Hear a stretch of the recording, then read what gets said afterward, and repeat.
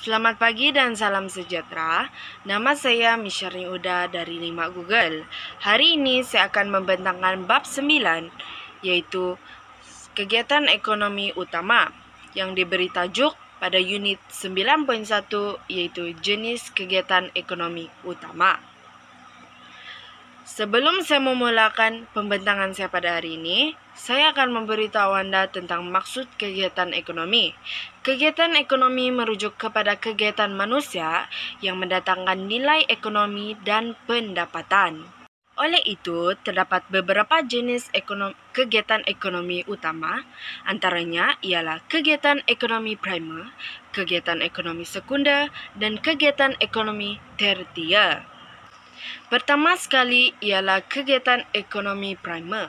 Kegiatan ekonomi primer melibatkan aktiviti pengeluaran bahan mentah, contohnya pertanian dan peternakan, perlombongan, perikanan, dan pembalakan. Pertama sekali ialah kegiatan pertanian. Kegiatan pertanian terbahagi kepada dua, yaitu pertanian tanaman makanan dan pertanian tanaman jualan. Pertanian tanaman makanan ditanam untuk keperluan diri dan keluarga, manakala selebihnya ditanam untuk dijual. Sebagai contoh, pertanian tanaman makanan seperti padi dan gandum, dan pertanian tanaman jualan seperti kelapa sawit, getah, dan koko. Pertanian tanaman jualan tersebut diusahakan untuk dijual atau diekspor. Kegiatan seterusnya ialah kegiatan perikanan yang terbagi kepada beberapa jenis perikanan, yaitu perikanan pinggir laut, perikanan laut dalam, perikanan air tawar, dan aquakultur.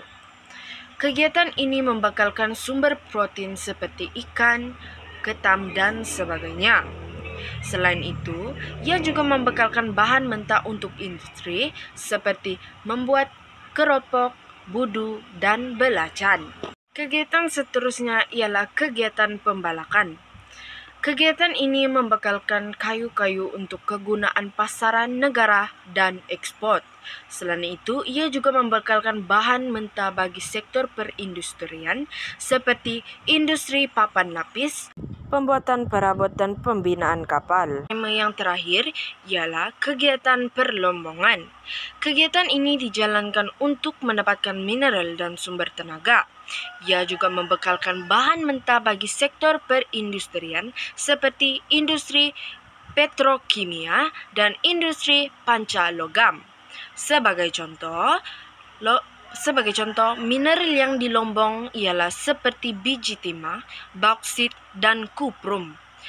Dan sumber tenaga yang di Lombong ialah petroleum, gas asli, dan arang batu. Yang kedua ialah kegiatan ekonomi sekunder.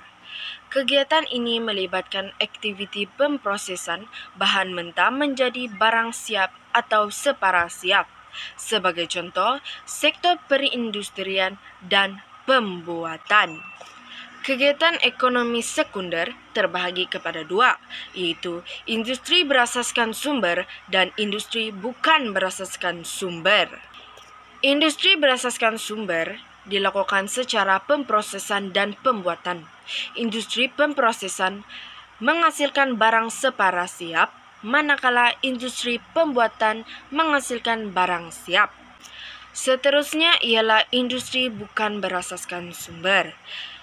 Industri bukan berasaskan sumber menghasilkan barang separa siap seperti kain, kertas, komponen elektrik, dan komponen kereta. Akhir sekali ialah kegiatan ekonomi tertier. Kegiatan ekonomi tertier melibatkan aktiviti perkhidmatan. Sebagai contoh, aktiviti pelancongan, pengangkutan, perdagangan, pendidikan, dan keuangan. Kegiatan ekonomi tertier yang pertama ialah kegiatan pelancongan. Kegiatan ini terbahagi kepada 9, yaitu agropelancongan, ekopelancongan, pelancongan kapal, pelancongan bertema, pelancongan pendidikan, pelancongan kesehatan, pelancongan MICE, pelancongan sukan dan rekreasi, dan pelancongan budaya dan warisan. Kegiatan ekonomi tersier yang seterusnya ialah pengangkutan. Kegiatan ini terbagi kepada 3, yaitu pengangkutan darat, pengangkutan air, dan pengangkutan udara. Pengangkutan darat dijalankan di jalan raya dan rel untuk mengangkut penumpang dan barang, sebagai contoh bus ekspres dan sebagainya. Manakala pengangkutan air dijalankan di sungai dan di laut untuk menumpang dan untuk mengangkut penumpang dan barangan atau kargo, sebagai contoh kapal dan feri. Pengangkutan yang terakhir ialah pengangkutan udara, yaitu yang dijalankan secara domestik dan antarabangsa untuk mengangkut penumpang, barangan, atau kargo. Sebagai contoh, kapal terbang dan helikopter. Perdagangan juga merupakan salah satu perkhidmatan dalam kegiatan ekonomi tersier. Kegiatan perdagangan ini terbagi kepada 3, perniagaan runcit, perniagaan borong, dan perniagaan antarabangsa. Perniagaan runcit merupakan jualan dan kuantiti yang kecil yang dilakukan di gerai, kedai runcit, dan pasar mini. Manakala perniagaan borong dilakukan secara pembelian dan penjualan secara pukal. Yang dijual yaitu penjualan kepada peruncit, individu, dan pembeli. Perniagaan antarabangsa pula ialah aktiviti secara import dan ekspor yang dikendalikan oleh syarikat-syarikat import dan ekspor. Kemudian terdapat juga kegiatan keuangan. Kegiatan ini terbagi kepada beberapa jenis, yaitu institusi keuangan, insurans, kumpulan wang simpanan pekerja yaitu KWSP, pasaran komoditi, pasaran saham, pajak gadai, dan Ar-Ranhu. Sekali ialah kegiatan pendidikan. Kegiatan ini terbahagi kepada 2, yaitu peringkat rendah dan peringkat tinggi. Peringkat tinggi terbagi kepada 2, yaitu institusi pengajian tinggi awam dan institusi pengajian tinggi swasta. Institusi pengajian tinggi awam dikendalikan oleh kerajaan. Sebagai contoh, Universiti Malaya, Universiti Sains Malaysia, Universiti Malaysia Sarawak, Universiti Malaysia Sabah.